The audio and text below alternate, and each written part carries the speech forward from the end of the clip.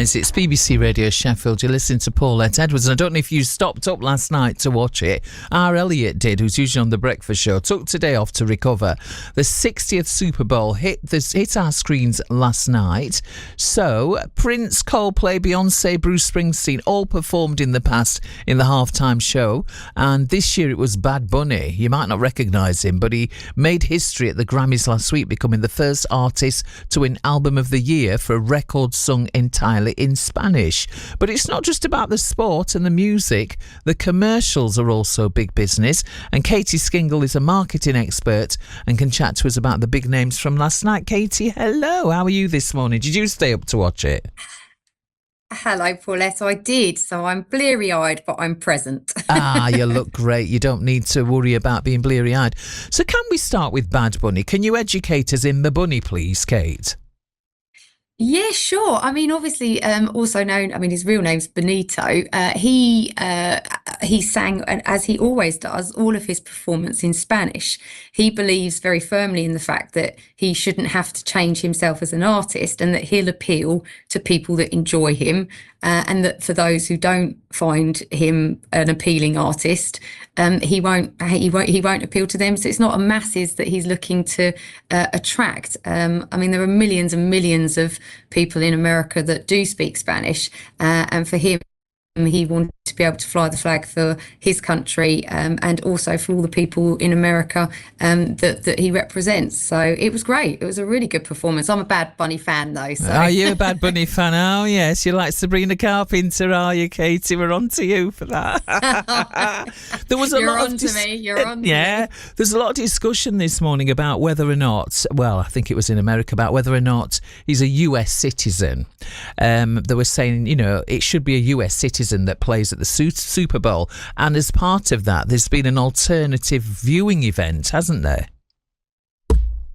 So I had heard briefly that there was a Kid Rock All-American performance. I'm not too sure about where that was streamed or what that looked like, but there's always going to be a level of messaging in any and all content that is streamed at those kind of large events, whether it's a marketing sponsor or whether it's a political message. I mean, even Bad Bunny's end performance had a message on the football that like the camera veered straight into, that said, "Together we are America." So with the political climate being so stressful over there at the moment, it was quite obvious that they were looking at trying to do a message of being able to unite everyone. Probably unaware of the fact that there was people watching the alternative version anyway, but it was commented upon in the headlines all this morning that it's the first ever halftime show that was all in Spanish. Yeah, interesting as well that because if you're born in Puerto Rico, you are American, of course. You know, Rihanna's done it, Coldplay's done it. Not all American citizens. In terms then of what he gets from it, because I understand it. Did someone say they get minimum wage for that performance in the halftime? So. That's actually true. Yes, the artists do not get paid for their performances at the Super Bowl. They get paid their production costs, because obviously it's a massive display. So all expenses would be paid for that kind of level of show.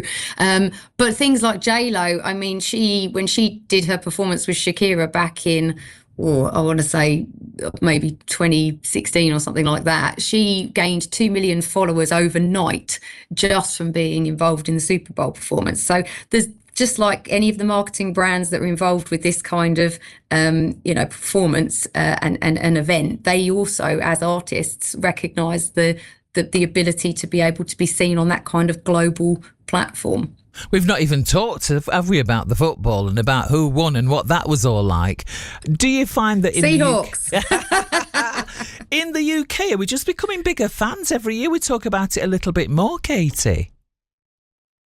So, I mean, for marketing teams particularly, it's very much like how we all wait for the John Lewis Christmas ads to drop. I mean, it's a cultural phenomenon. The Super Bowl, I mean, we don't actually have a single event in the UK that's similar to that kind of level of broadcast. I think there's 127 million viewers just in the US alone. So you're talking at least 200 million, worldwide brand awareness reach just if you want to stand out in a crowded marketplace, it's going to signal that you're a major player if you're advertising at £8 million for a 30-second advert during that period of time. So we all watch for them because they're bigger and better every single time. They've got the celebs, they've got the humour, they put so much effort in it. To them, it's how we await for in the UK our Christmas ads. Wonderful. And so does that mean then we're going to get more Bad Bunny, and is that going to put a smile on your face, Kate? Well, Bad Bunny always puts a smile on my face, Paulette. Why do you think I stayed up? Shameless, and I love it. Katie, lovely to talk to you. Thank you very much. Go and get some shut-eye now, you. Go and rest it through. Katie Skingle, marketing expert, talking to us about the Super Bowl.